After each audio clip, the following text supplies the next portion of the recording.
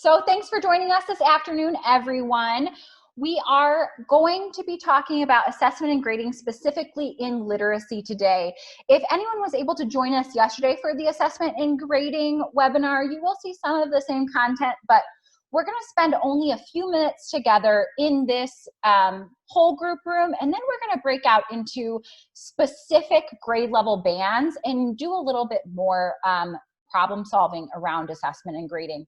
I know that this is kind of a new requirement that has just come out, and I want to start off by saying that we're appreciative of all of the hard work that you guys are doing. We know that everyone is working harder than ever right now, and we are hoping to use this next hour to help you think about some ways that you can work smarter and not feel like assessment and grading is another thing on your to-do list that adds one more piece of pressure to you. So I know we have a couple of participants that just came in. If you could please make sure you type your name, grade, and school in the chat. That would be helpful so I can make sure you get to the correct room. For those of you who don't know me, my name is Liz Bartley, and I work on the academics team at Big Shoulders Fund. And I'm going to ask my colleagues Alana, Sarah, and Stacy to go ahead and introduce themselves as well. Hi, I'm Ilana. I'm on vacation. Do you all see my background? Beautiful. Yes. I am a literacy coach. I work at a number of your schools. I recognize many of your faces. And I'm really excited to be here today and talk with you about how we can really, check in and see how our students are doing. Hi guys, I'm Sarah Skoda. I'm also one of the literacy coaches, and like Alana, I see lots of you. It's nice to see some of your friendly faces today. So,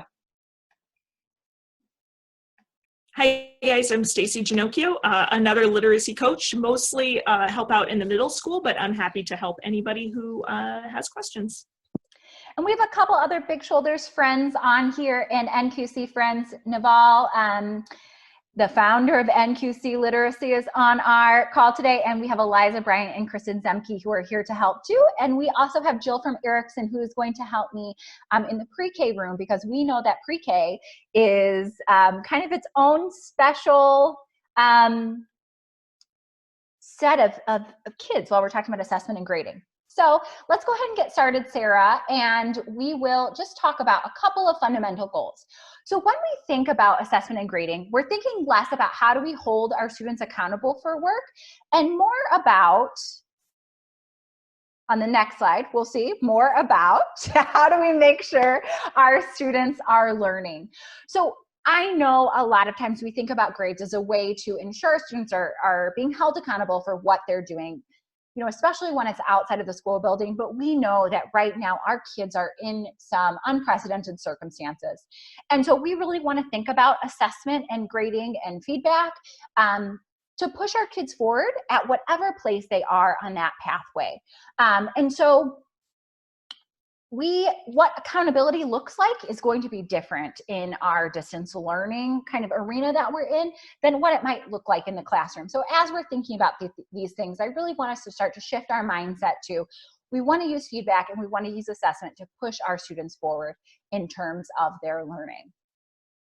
A couple other fundamental goals that we want to think about. So when we're thinking about grading, it's really helpful to think about this grading around engagement, around processes, a focus on growth versus mastery, because we know that our kids are in vastly different situations, right? Some of them have a ton of help at home and they're going to be able to master more concepts than they might have otherwise. Others are helping their younger siblings master concepts, and so they're not able to focus as much on their own learning. So if we can think of grading in a couple of different ways, it can help take some of the burden off of our shoulders, but also help to ensure fair assessment of our kids during this time. Per OCS guidelines, grading is to be additive, not punitive, right? We are not to give grades under a C, and we want to make sure that we're not punishing kids for situations that they may be in. We want to make sure that our assessment and our feedback is supportive of learning. When we think about literacy, we want to make sure that whatever we're pushing out to kids, that they're engaging in reading, writing, talking, and listening each day, right? So especially for our youngest learners, our pre-K students, thinking about how can we get that conversation piece going. And I might say, and this is not controversial with this crew, but it may be controversial with other crews, is even more importantly, we want to make sure that our kids are moving their bodies and taking care of their minds. We can make up the math concepts that they're missing. We can make up the literacy levels that they didn't grow. We can't make up the trauma that our kids are in right now. And so we want to be as supportive as possible to them and to help with their social emotional states right now, to ensure that when we come back in August, God willing, that our kids are in a place to start doing that hard work from these 5.5+ months that we're missing in school. Couple other best practices that we just want to put out there as a whole group before we kind of think about breaking off into our own grade level groups is, as much as possible, provide students with a rubric, a learning progression, a checklist, and an exemplar if possible. So if you're asking students to do a response video for the first time, it's really helpful to do a quick response video yourself to show them exactly what you're looking for. When we're giving feedback to students, we want to make it as specific as possible. So we don't want to just say like, great job, way to go. We want to say, I really like how you found a good reading spot and you've been reading for 30 minutes a day. Sooner is better. The caveat to this though is don't kill yourself trying to get feedback to kids day of or next day. Get it back to them when you can, but just know that the sooner you get the feedback, the sooner you can kind of move them along that continuum. Balance critique with positive praise, right? There's that ratio, that relationship ratio out there of 5-to-1. So to have a good friendship, to have a good relationship, to have a good work partnership, it's important for you to have 5 pieces of positive feedback to every 1 piece of negative feedback. And positive feedback can be smiles, it can be thumbs up in your Zoom meetings, it can be check-ins, but making sure that when we're providing feedback, we're not just focusing on what the students are doing wrong, but we're focusing on their strengths, right? Strengths to push learning forward. Really importantly, be flexible with due dates and timelines. This is not a time to hold kids accountable to a particular date. Because so much is up in the air right now and things are changing day to day, you know, as our stay-at-home order has been extended just today, we know that things change every time. Lori or JV come on TV. And so we need to make sure that we are being flexible in our own timelines. Give kids as much time to make things up as they need. Assume best intentions and lead with concern. When kids aren't turning things in, when they're not showing up to your Zoom meetings, reach out to them. Ask, what's going on? You know, why aren't we getting these things in? Why aren't you able to show up? And if needed, you know, push that up to your administration to reach out to families that you haven't heard from. Know that there may be a family or two that we don't hear from, but we don't stop trying to reach out. We don't stop pushing out work. Also think about this balance between projects versus exams or quizzes. A lot of times when we think assessment, we think a quiz or we think a test. In the environment that we're in now, projects are a little bit more suited to distance learning, right? And projects can be as simple as writing a paper, responding to a prompt, or creating a video response. Thinking about how we can grade these things in multiple ways versus sending out a quiz or an exam.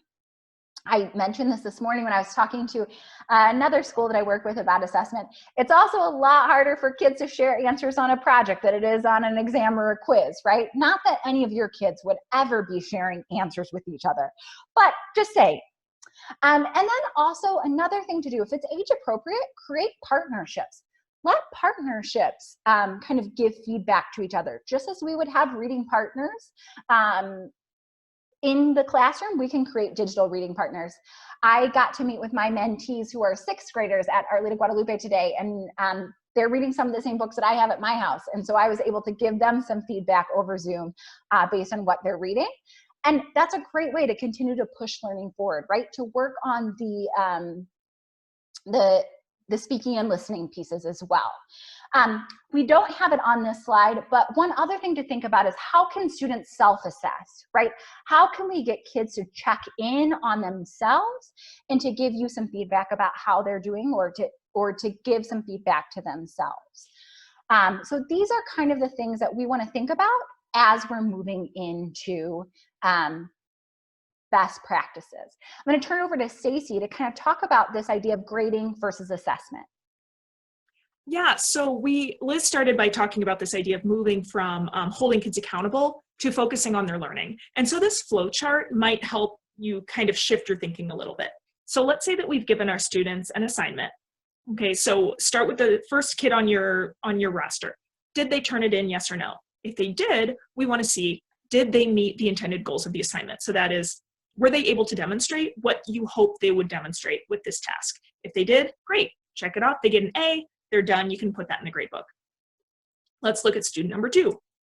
They turned it in, but maybe they didn't quite meet the goals that you were hoping that they would. They didn't show you that they get it necessarily. So then your next task, instead of putting in like a C- or whatever grade they would earn, you want to give them some feedback and then give them a chance to revise. And then you're going to reassess. Now, did they meet the goal? Okay. If not, you want to give them some more feedback. And then let them keep reattempting until they get where you want them to be. Let's say student number 3 didn't turn it in at all, right? So as Liz was pointing out, your job then is not to put in missing or incomplete, but to reach out to the student, either their parents or the students themselves, depending on their age, and figure out what's going on. It could be that maybe both their parents are working full time and they have to care for their brothers and sisters. It could be that the whole family is sharing one device and they just can't get all their work done in timeline that the teacher would like. It could be they were playing Fortnite all night and they just didn't do the work. But regardless of the reason, we want to lead with concern, assume best intention, and help them get the work done, right? Even if they were just playing video games, we want to help them find a way to get the work done without a late penalty, without, frowning and shaking our fingers, but just understanding this is a hard time for everybody. And then so once they do turn that in, we can give them feedback until they get where we want them to be. So then on the next slide, Liz was mentioning before how a lot of times we kind of default to those 10 out of 10 multiple choice quiz comprehension questions because they're easy to grade and it's easy to put that in the grade book and kind of wrap your head around how we grade something like that. Something like a project that's a little more subjective, it's harder to grade, right? You have to have a plan for how, what's this, is this one an A, is this one a B? How do I figure that out? So this rubric is just a really simple way that you can kind of think through any assignment and make it easy to grade. So whenever I'm creating an assignment, I always start with the question of what do I want my students to show me that they know? And then once I know that, I can come up with this simple 4-part rubric. Got it? Starting to, not yet, or didn't do it. Okay, so let's say I want students to show me that they can identify a character trait and find evidence from the text to support it. So if they got it, that means they can find a character trait and they can find evidence from the text to support it. Starting to, maybe that means they found a character trait, but the text evidence isn't quite there, or maybe the character trait is really obvious and I think they could do something a little bit more analytical. Not yet would be, they turned it in, but they're not really in the right ballpark and they're going to need me to help them get there. And then didn't do it would be, I don't have the evidence that I need to evaluate them because they haven't turned anything in. So then I'm just going to assign a letter grade to each of these categories, right? Got it's an A, starting to is a B, not yet's a C, didn't do it is incomplete.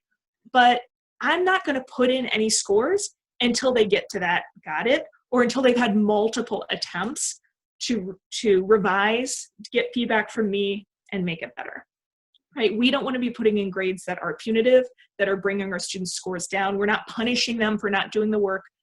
So we want to have lots of grades, be very flexible with deadlines, and not really put in scores until they have something that's going to help them out grade-wise. So what might these assignments look like? What are the kinds of things that we can be giving students to do instead of those multiple choice quizzes and comprehension questions? So we really like choice boards. And the idea behind a choice board is you are giving students multiple options to show that they're learning. And that learning can look different for different students. And what's nice about this is it kind of builds in multiple intelligences. So if you have a student who really likes to draw, you can give them the option to illustrate maybe a scene from the book. If you have a student who's really dramatic, maybe you have them act out something from the book and they're filming it on Flipgrid. If you have a student who just wants to get the work done so they can move on, they can write you a paragraph, right? And so we give students multiple options to show their learning. And so there's a couple examples in the slides here. Some of them are multidisciplinary, and some of them are more like reader response. Like, so you could create a choice board. Here are 9 different ways to respond to reading, right? Pick one and turn it in whatever way is convenient for you. And Kristen actually created these beautiful choice boards with her writing partner. And these are available on the Big Shoulders Fund website, on the distance learning website. So if you want to just steal these, or I believe there's a template for you to make your own, you can get all of that on the website. Yeah. As far as collecting I'm sorry, go ahead. No, go ahead, Do you want to add Tracy. something? Okay. No, go for it. As far as collecting student work, I really like Google tools. And I know that some of you guys have been using Google, and this is going to sound like I can't believe she's explaining to me what a Google Doc is, but also a lot of us didn't really use a lot of digital tools until we were forced into this distance learning environment. So I just want to make sure you guys know some of these tools that are available. So Google Docs are really great because they can be shared among multiple students. So if you want to have a book club discussion, but you don't want to mess with setting up the Zoom call for that, you could just create a Google Doc where students are having their discussion and each student is just a different color text, right? And then you can read their discussion later. You could have students turn in a Google slide presentation that's sort of like a living portfolio where every slide is a different artifact. So maybe a paragraph of reader response, maybe a link to a video that they filmed, maybe a picture that they took of something that they drew, right? That can all go in a Google slide presentation, so you're not getting inundated with emails or having to check different platforms, right? They can just keep adding to that Google slide presentation. What's nice, about docs and slides is there's a really easy built-in commenting feature. So you can click on anything that a student has written and insert a comment telling them what they did really well, what they need to improve, and then students can reply to your comments if they have questions about your feedback. So a lot of times you'll see just like this ongoing conversation between you and the student, sometimes even in real time. That's going to be really powerful feedback, much more powerful than 7 out of 10. And